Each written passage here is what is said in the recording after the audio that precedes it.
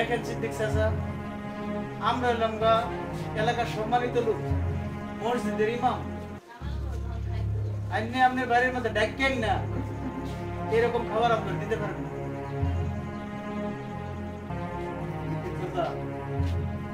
কিন্তু আল্লাহ সহ্য করবো না।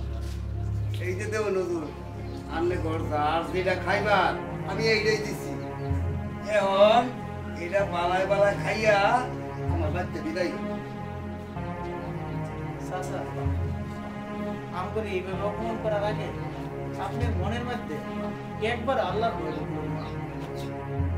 আপনি আমরে কি মনে করো? আমরে ডাকেন না, অপমান করলাই আমরে বদ্ধ হয় আপনি ধ্বংস হয়ে যাবেন না। কিন্তু ধ্বংসের কি হইলো? আনলে ঘর যা খাবার এইটাই তো আমি দিছি।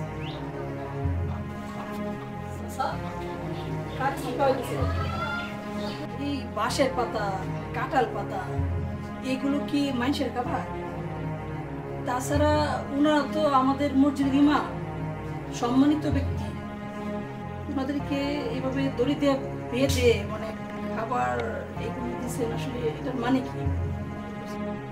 এদের লোকে কেন লাগে এরকম করতেছি? শুনবা তুমি?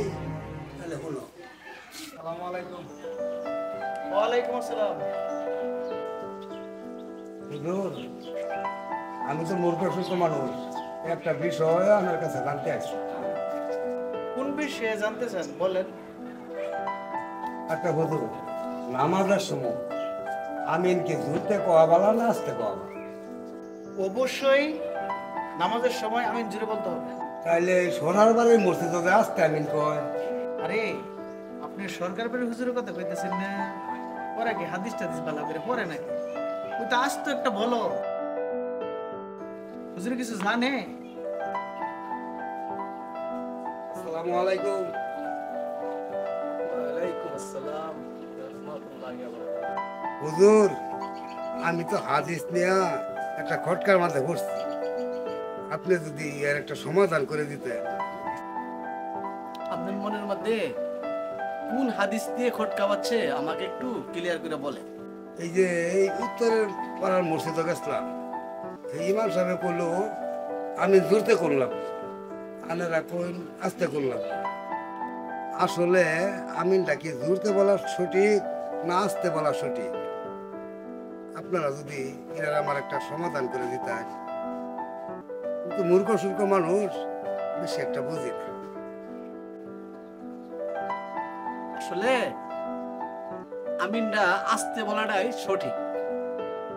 আর ওই হাজি বাড়ির হুজুরের কথা কইছো, ও তো আস্তে একটা ছাগল। ওই হাদিসের কি জানে?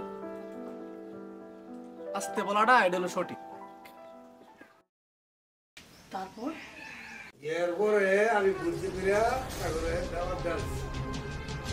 আমি বুঝতে পারছি আপনি ওনাদেরকে কেন এসব খাবার দিচ্ছেন।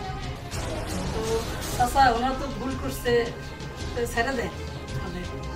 আর আপনারা তো বুঝতে পারছেন যে নিজেরা নিজেদের সমালোচনা করলে কেমন বিপদ হয়, এটা তো বুঝতে পারছেন।